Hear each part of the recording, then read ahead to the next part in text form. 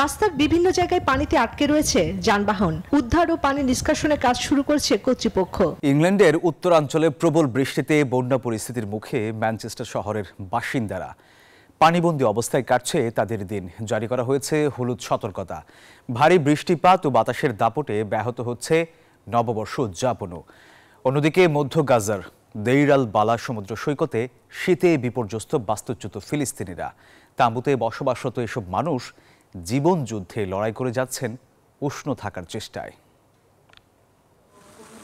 ভয়াবহ বন্যার কবলে যুক্তরাজ্যের ম্যানচেস্টার।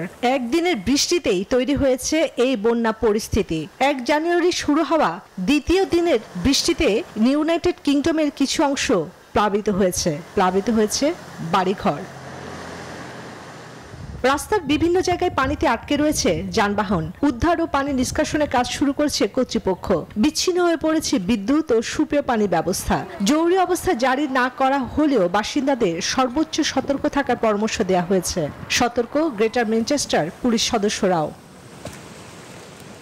তবে বন্যা পরিস্থিতির আরো অবনতি হতে পারে বলে সতর্ক করেছে আবহাওয়া দপ্তর। তারা জানিয়েছে আরো বাড়তে পারে বৃষ্টিপাতের মাত্রা। কিছু কিছু এলাকায় বৃষ্টিপাত হতে পারে 10 সেন্টিমিটারেরও বেশি।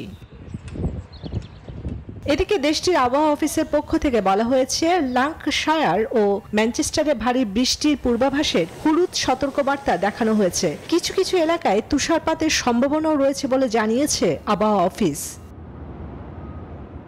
অন্যদিকে তীব্র ঠান্ডায় উষ্ণ থাকার জন্য সংগ্রাম করছে মধ্য গাজার দেইর আর বালাহ সমুদ্র সৈকতে তাঁবুতে বাস করা বাস্তুচ্যুত ফিলিস্তিনি পরিবারগুলো।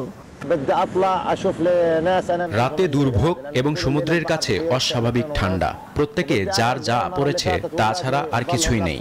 প্রার্থনা করছি শীত এ যেন বাতাস, ঠান্ডা বা বৃষ্টি না হয়। ডিসেম্বরের শেষ সপ্তাহে এই অঞ্চলে তাপমাত্রা 9 ডিগ্রি সেলসিয়াসের মতো নিচে নেমে গেছে, যার জেরে ইউরোপীয় হাসপাতালে কাজ করা একজন নার্স সহ বেশ কয়েকজনের মৃত্যু হয়েছে এবং কমপক্ষে 3 শিশু মৃত্যু হয়েছে যারা ঠান্ডায় রাতভর ঘুমিয়েছিল।